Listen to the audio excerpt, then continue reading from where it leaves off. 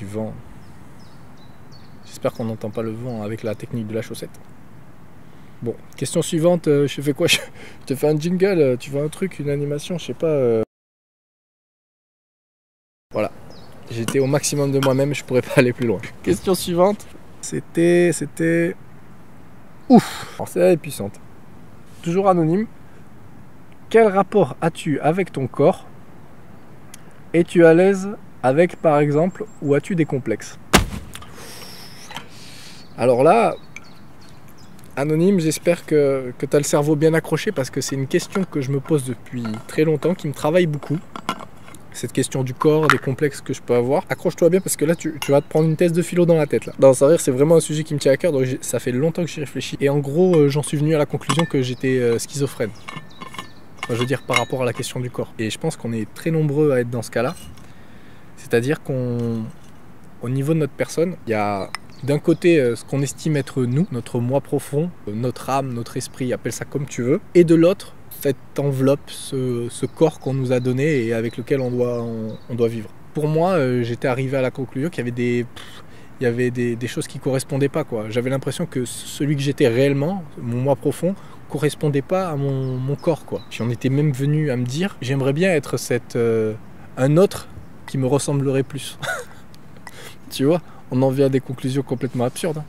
Mais pourquoi? Mais parce qu'en fait, je me suis trompé depuis le départ.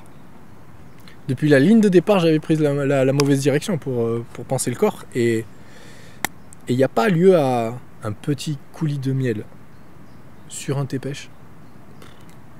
J'arrive au nirvana avant Bouddha, là, je le double. Ah, c'est juste ce qu'il me fallait, là. Donc oui, pardon, je m'égare. Il n'y a pas de raison de séparer les deux. Il n'y a pas à détacher ce que tu penses être ton toi profond et ton corps. J'ai lu une phrase il y a un petit moment, mais qui m'avait beaucoup marqué. C'est d'un auteur dont je connais absolument rien d'autre, parce qu'il était cité par un auteur que je lis régulièrement. Et ce mec, j'ai retenu son nom parce que sa phrase était tellement puissante que j'ai pas pu l'oublier. Il s'appelle Gilbert Ryle, et il a dit « Il n'y a pas de fantôme dans la machine ». Il n'y a pas de fantôme dans la machine. Ça veut dire quoi? Ça veut dire qu'en gros, ton moi profond, c'est une fiction. En fait, il n'y a pas de toi intérieur. Tu viens de se renverser sur un nid d'araignées. Elles vont pas être contentes. Pardon les filles. Il n'y a pas de toi profond. Il n'y a pas d'esprit, d'âme, d'entité à l'intérieur de toi. T'es rien de plus que ton corps. C'est ton corps qui sécrète ta pensée. Si tu n'avais pas le corps que tu es, tu vois, je dis même pas que tu as, je dis que tu es. Parce que c'est ce qu'on devrait dire.